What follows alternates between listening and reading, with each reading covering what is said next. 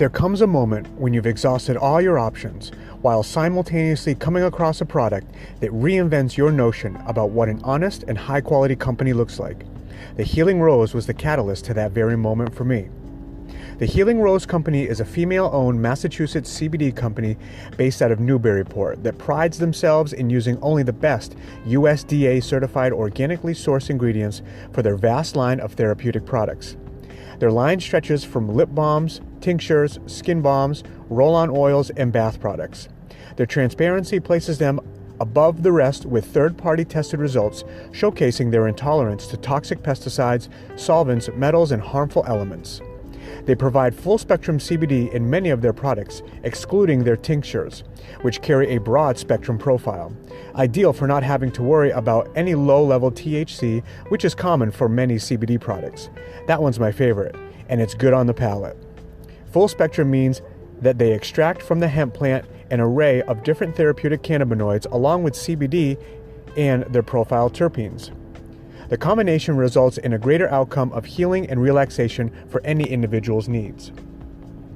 Whether you are an athlete looking for any recovery advantage, a patient in need of some relief to remind yourself that you are still a warrior, or someone who sees the frontiers of life with a little reserve and want to calm the mental storms that keep you from personally exploring, the Healing Rose CBD Company is here for your full body and mind optimization. Please visit thehealingroseco.com to explore their diverse line of products and support one of New England's best rising stars in an industry where ethics are fundamental, and a company like this will only be found sitting at the throne of it all. Use the code SAGAS, S-A-G-A-S, for 10% off your purchase.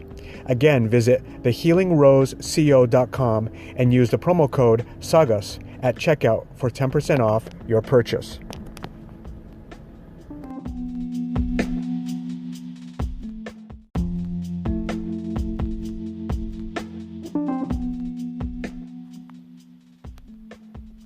To the many martial artists, entrepreneurs, dreamers, and thinkers, how often, for your own sake, would you love a symbolic reminder of your mentality and the perfect dichotomy to match? Murder Nerd is an independent clothing apparel line that represents the sharp, relentless focus towards personal growth and athletics. It embodies the vitality of their creative owners and the network of people who run on the same frequency. Why not elevate your frequency in comfort and style? Visit www.murdernerdsfitness.com for their personal line of shirt and hat wear. Enter the promo code SAGAS, S-A-G-A-S, for 10% off your purchase. Again, visit murdernerdfitness.com and enter the promo code SAGAS for 10% off your purchase.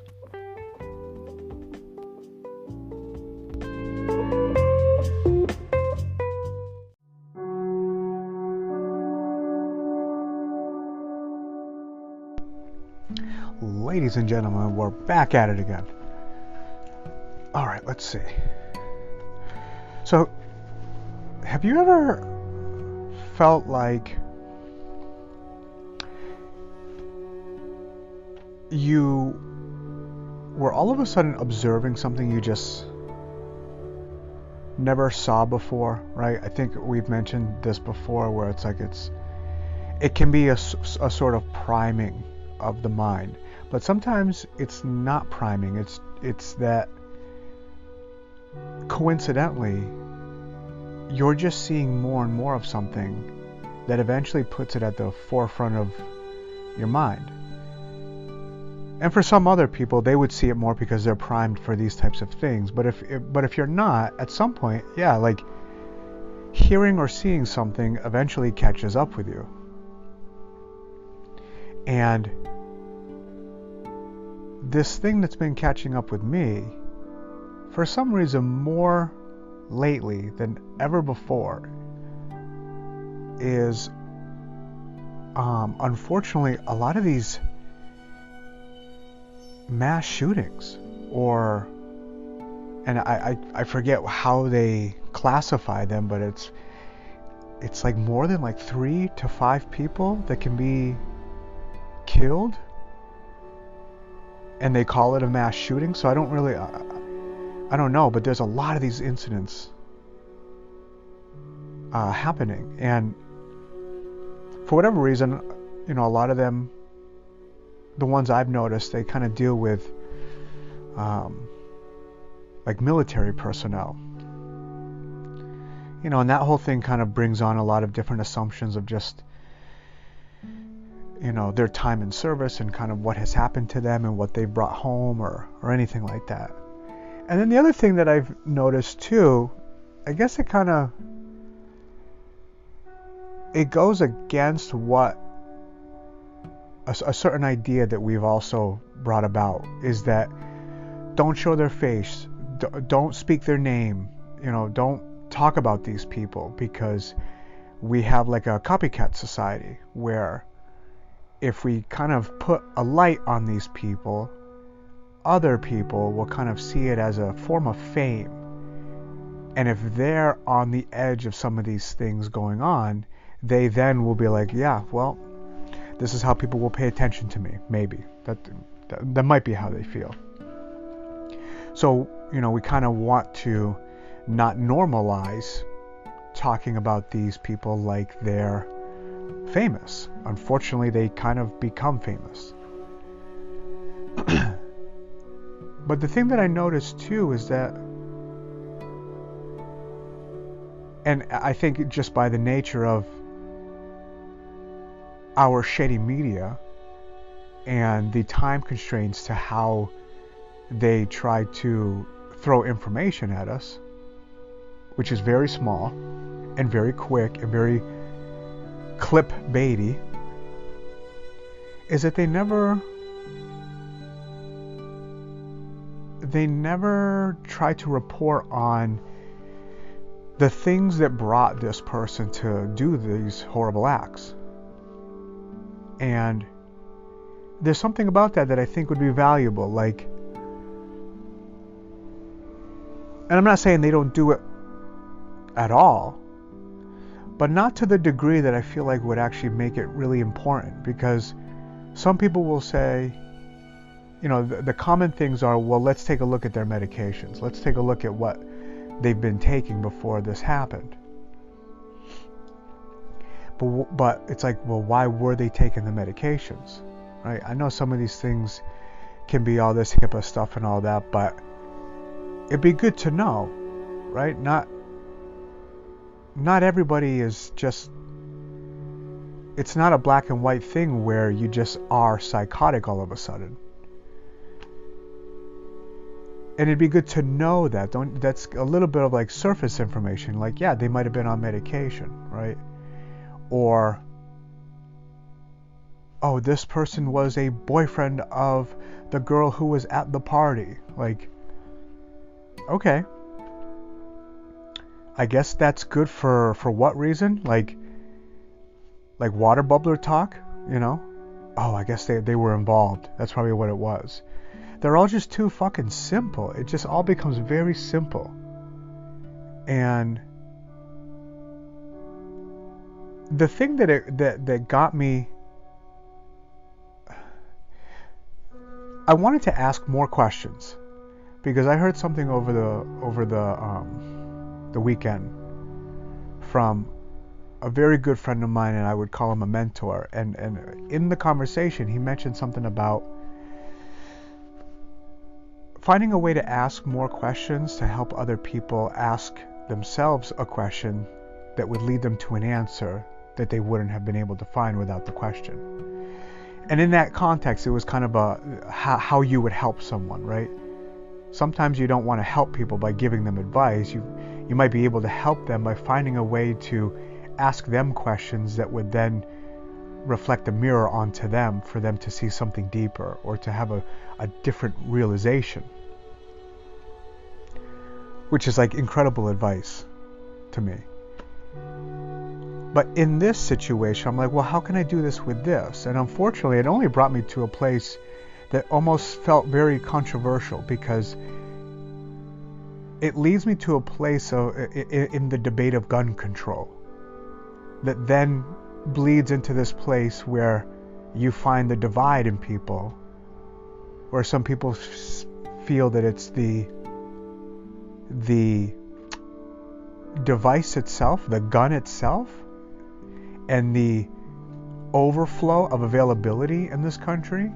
And then you also have some people talking about the mental health part of it. And even the mental health part of it, it just really kind of goes to the people that are ill, or people that had access to things and were already diagnosed with something. And we need to be able to monitor these people or help these people in a better way. How you do that, I don't really know. I'm not entirely involved in this entire conversation. But the more I pondered it, and then the more I tried to read a little bit about it, it opened me up to asking certain questions and then wanting to know more about them. But as I figured I knew more about it, at least the mental health part of it, I could see why we would have more of a discussion about the gun. And then unfortunately, I could see why that discussion could also be hijacked in a political way to shed positive graces onto one party over the other. And unfortunately, I think that party can be aware of that, and they use gun control as a very good football that kind of delays the game. Because what happens? I don't see any legislation ever happening with guns, and we continuously go over and over and over again. And I hate to say it, but it's like nothing, I don't feel significant has happened. And when you've had a classroom full of little kids be the victims of this, it kind of tells you like nobody's going to do shit about this, at least on the terms that demand us to do something in bringing down the numbers of guns and availability in this country, or banning a certain type of gun. So I'm like, okay, that just kind of seems like a place where you just hit your head on the wall. And yeah, I get it. Some people feel that it's an endeavor for the rest of their lives, but I don't always kind of trust that some people are working for my best intentions in trying to mitigate this problem, even if they're on your same political side. It is what it is, right? You're dealing with wolves and you're dealing with fox. It's kind of how like Malcolm X used to put it. But that's a different conversation. So like, so I'm looking at this mental health part of it, and I'm trying to parallel things to it. I'm pulling from my own my own experience, and then also trying to parallel, like, it's a mental health, but what can sometimes be the added pressure into the explosion of a mental break. And a lot of it feels very societal, right? And I know that this kind of paper trail that I want to go down is going to sound very cynical. But this is the kind of thinking that, like, I feel is good, because it forces you to take off the rosy glasses that we kind of see a lot of things through. And that it kind of challenges much bigger paradigms. And yes, I feel that maybe they're so big that you can't change them, but at the same time, maybe not. I've seen other things change. It runs slowly, but I've seen other things shift. I've seen other things move towards the better for just either the individual or for culturally or whatever. And as weird as it's going to sound, I feel like in certain situations, this can kind of come from right from the jump. The moment that you're born. Now, follow me with this. You might think this is trivial, but there's something about it that I don't think it is.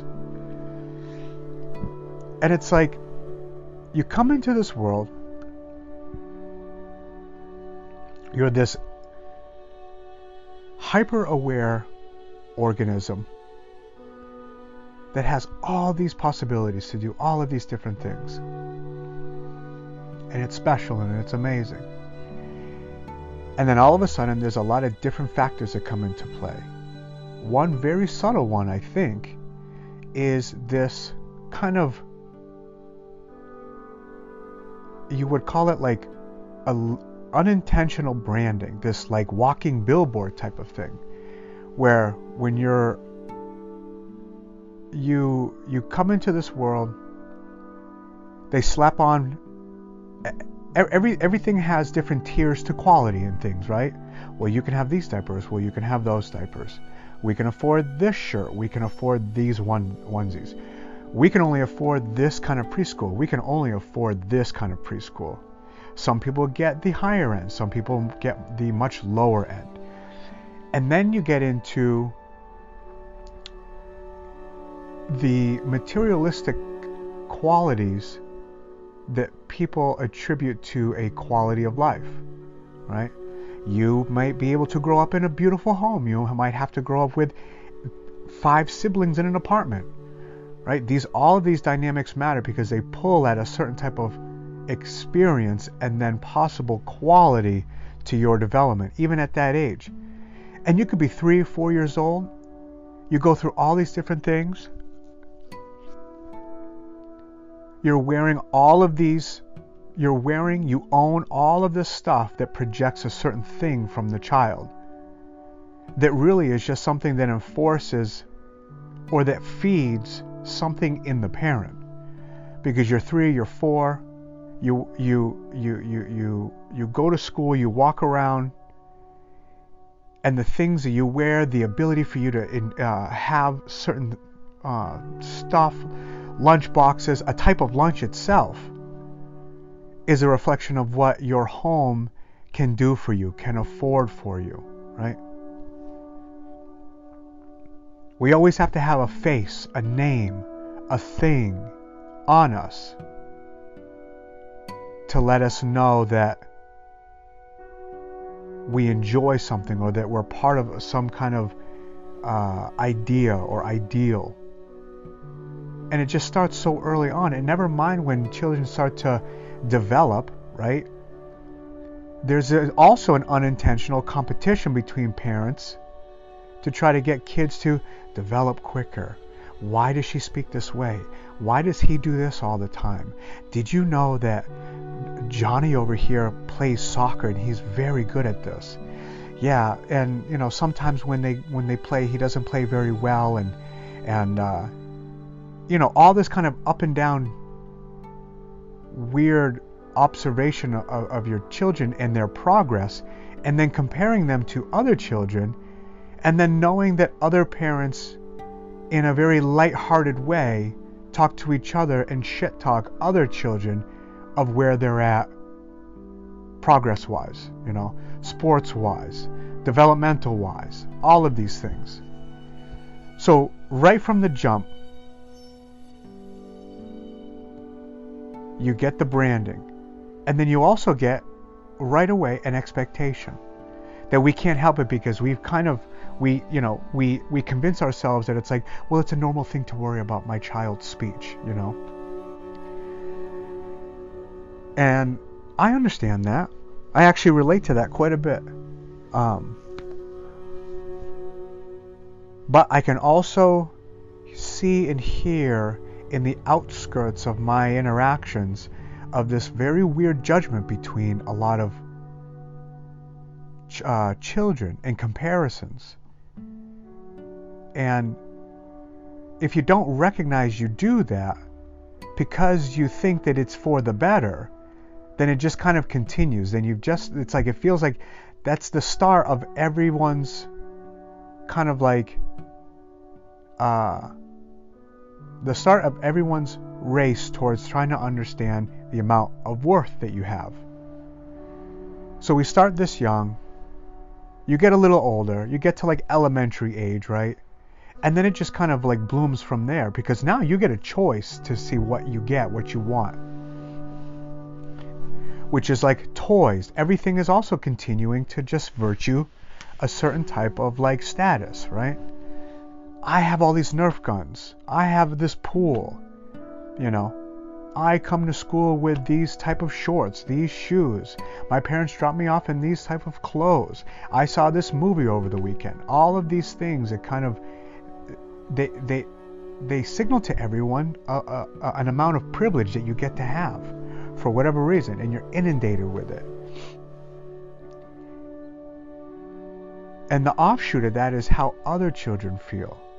Because we put so much importance on material things that it's like now the lack of in the mind and in the eyes of a child is like, well, what's happening? Why do they get this? Why do I not get this? And now I get to go home and go on this tirade to my parents about all this stuff that I feel like I need because Johnny over here has all this shit and he seems so happy and everybody flocks around them. And I don't have much else. I don't have much to kind of offer. You know, and there's a lot of dynamics in that, you know. And you're continuing to assign worth to like all the shit that you can either have or experience. And then never mind if you come from a home that's abusive, right? Out from the jump. Absent mother, absent father.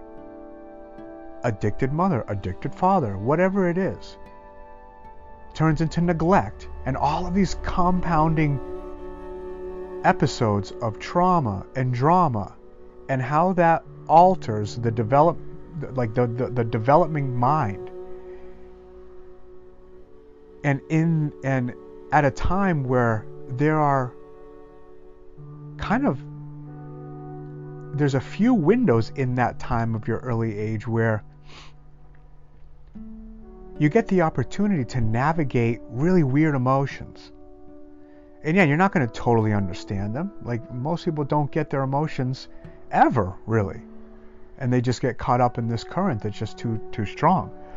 But there are windows when you're that young that you can have someone hold your hand through it, guide you through these things.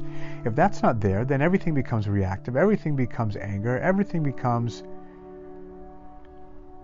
offensive, a slight, right? And,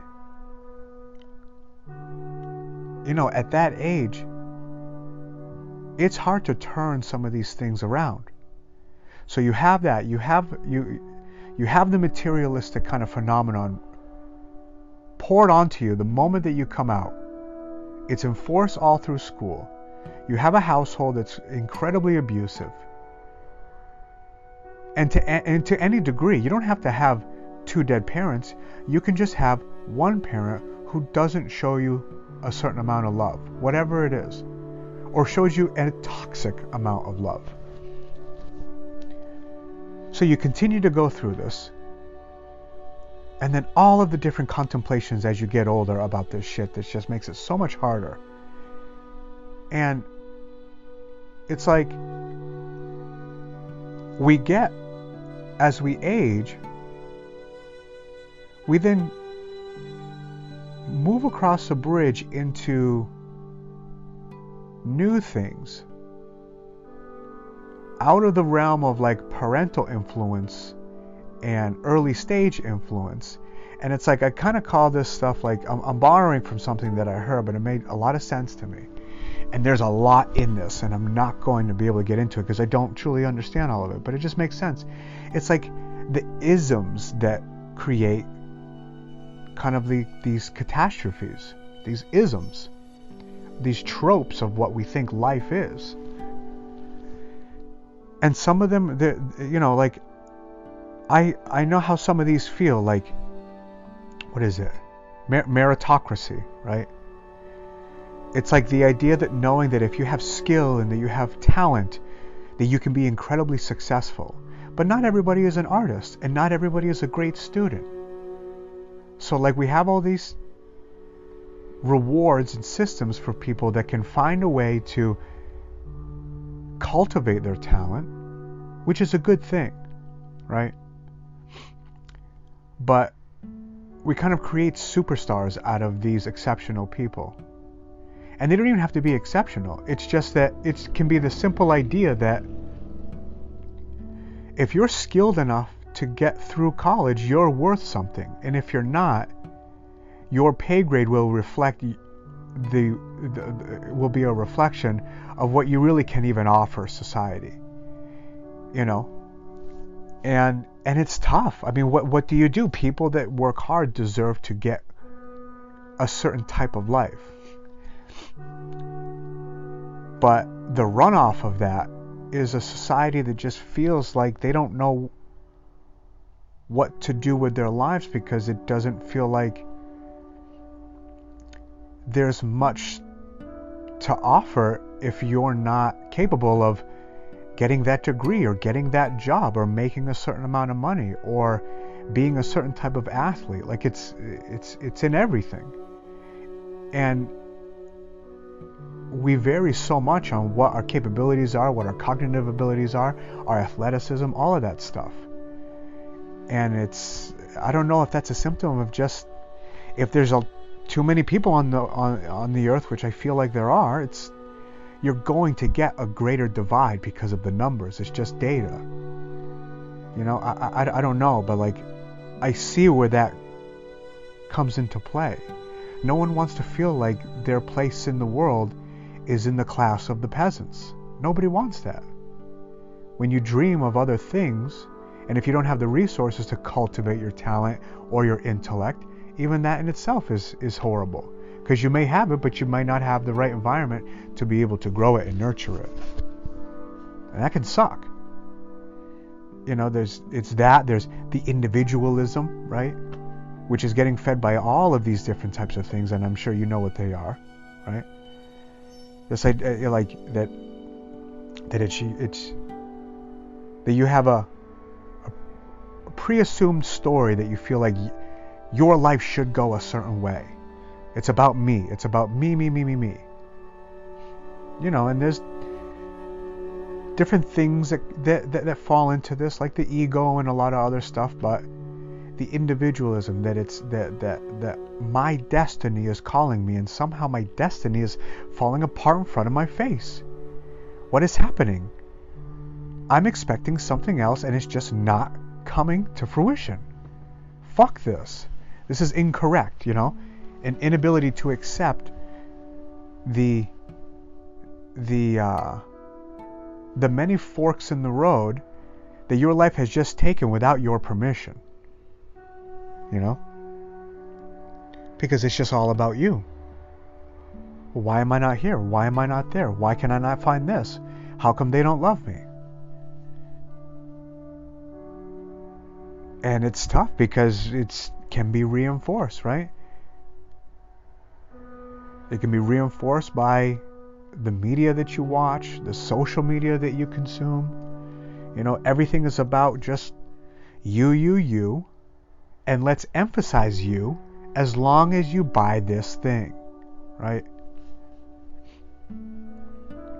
You are a success as long as you are fortunate enough to be able to purchase this thing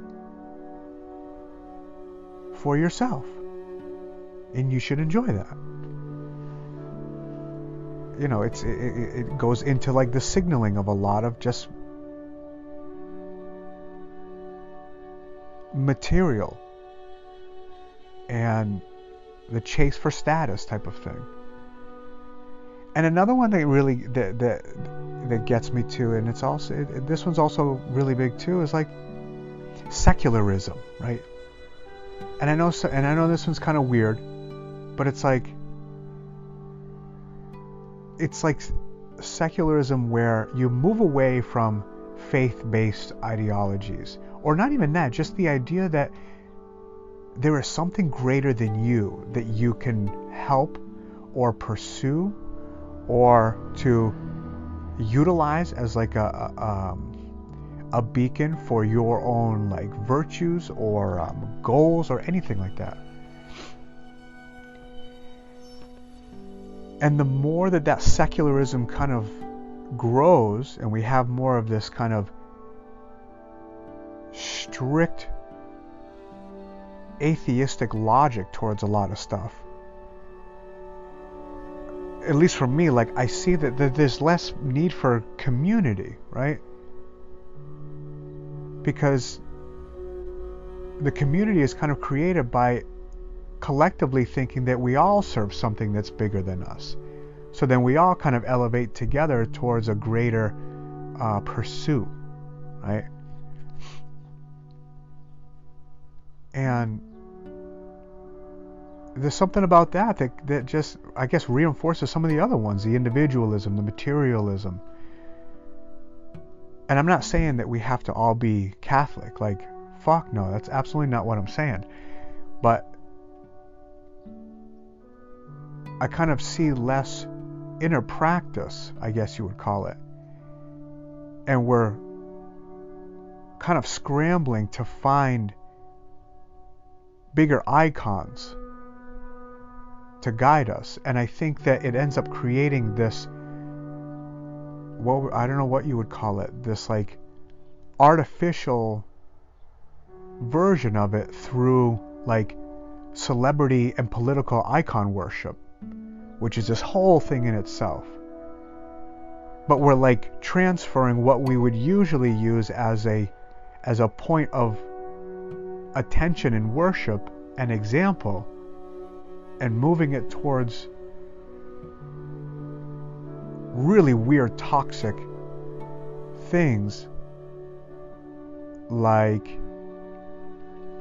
proxy leaders, right? Or like I said, I mean, celebrity, something that's just beyond us. It's like something in our nature that wants to be at the altar of something, we just don't know what, and we've chosen not to use a deity for it. So it gets hijacked. It's a weird thing, and I see it, and I don't know how to mitigate that other than like to find a personal practice, right? Find a way to meditate, find a way to do something that kind of pulls at this thing that tells you that you can be of service. And if you're of service to yourself, you can be of service to everyone else. The specifics in that path is like, that's just up to you, I guess, you know? But it's a weird one. And then there's romanticism, right? I think everybody knows the romanticism one. This false idea of what you think love is, what you think relationships are. All these stories and all these movies that emphasize this perfect relationship and this perfect pursuit and story that is just so flattering to everyone, that the moment you're old enough to want to pursue your own love, you're only pulling from incredibly hilarious and stupid examples of how a woman should be or how a man should be, and then you try to transfer that into your own life and realize all your relationships suck and they're going down the drain, and it's all due to some kind of like distorted expectation of what you think a partner should be to you. And it just adds disappointment, and it's, I know you get it. And I know some of you might not get it, and I don't know. But that's a real deal. The reality is that we're constantly being influenced. And it can be for fun and games, but something in some people don't really understand that it's just fun and games, and we use it as a backdrop to be able to study and map out our own lives, and it's ends up being more destructive than anything else. It's an incorrect interpretation of a lot of shit,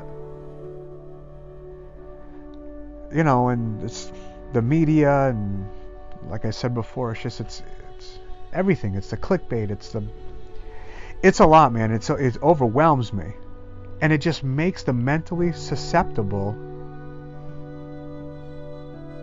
feel so unworthy of everything because of not having it. And even if you have it, you can have these unworthy mental breaks. And then piled on top of that trauma, and piled on top of that a an actual susceptibility to mental illness. You know, this is kind of the epigenetic thing that I'm like fascinated with, which is like someone who could have a mental breakdown, if they didn't have the environment to continuously feed it, it would never come. But because you are, and because we live in a super high-paced society that has like created all of these strange broken reward systems that is so connected to like your spiritual value, whatever you want to call it, your humanistic value. You collect all these things, and yeah, boom, you've put enough weight on this bridge where it just all of a sudden it collapses.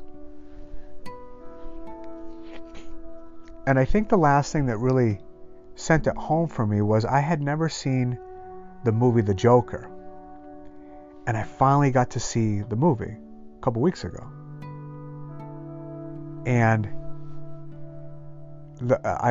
I was halfway through it. I'm like, this is it. Like, yeah, it's not everything, but this is just the cherry on top of everything that I've been observing and trying to understand a little more of. And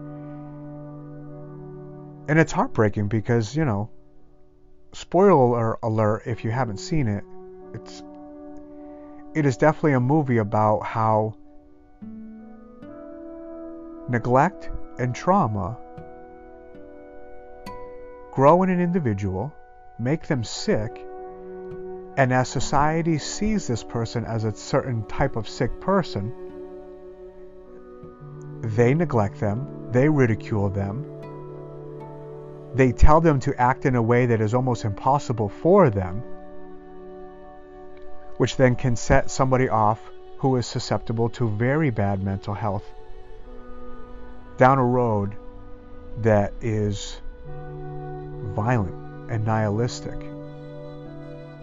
And to me, that's kind of at least the bigger picture of what that movie was, is that yes, we ignore the mental health issues of individuals, but it was a good story because it showed you the backstory as to how mental health can grow in an individual, and in how society, entrenched with all of the things that I just said, can just scoff and poo-poo someone when they run into someone like that. Because it's all about them. I gotta get here, I gotta go there. You're different than me, you're an oddity. You're this, you're that. It's all about me. And in the wake of all the ridicule and all the bullshit that this culture has done to these people, by the hand of all these systems that the culture has created in themselves, you end up getting a demographic of people who eventually say, it's all meaningless, and I'm going to take somebody with me.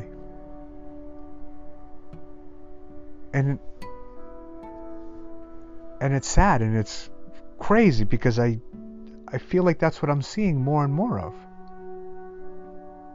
But what do? Protest outside with pickets and signs saying, change society, right? No more brands, no more brands, down with materialism. You know? Get your love life in check.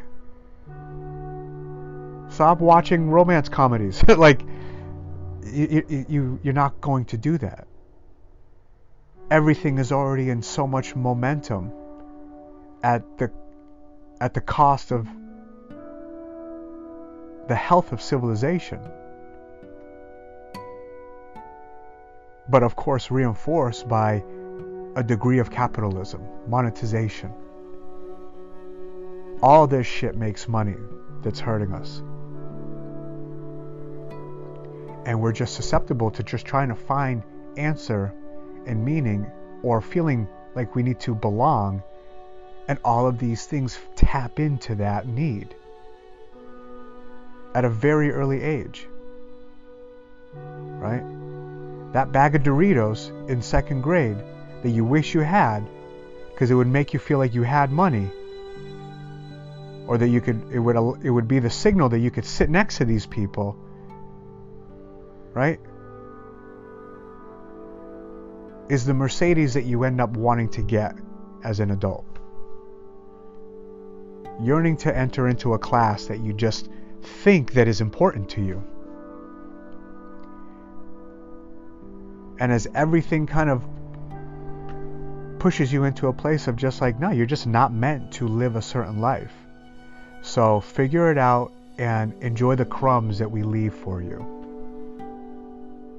And I'm telling you, that's how people feel. And it's kind of changing my mind in a lot of weird political ways, and I won't get into that now, but it's just observing this. It's sad, but the when I come out of the shock and just the overwhelming sense of how embedded all of this stuff is that we're missing, that's attributing to this heavy mental health issue. The other side of that is I'm growing a lot more empathetic towards, myself, and just the idea of people and the idea of the needs of people. Because I'm assuming in my observation that I'm starting to wake up to these systematic waves that are pushing against people. At least in the scope of what I'm talking about right now.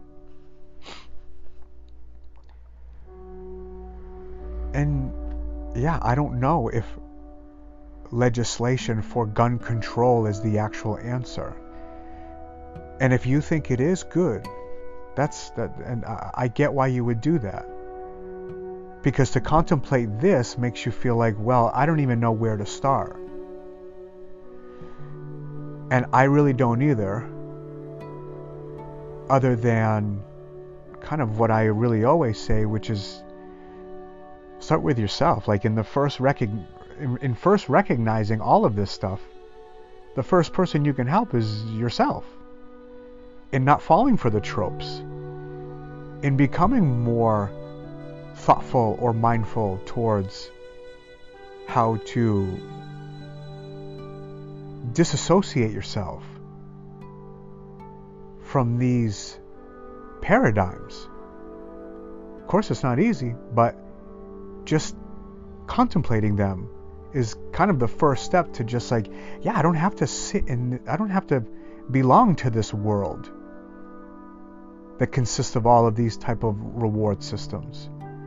I guess I can try to play the game, but I don't have to be, my existence does not have to be attached to it. And I guess that's kind of the work, and that's the journey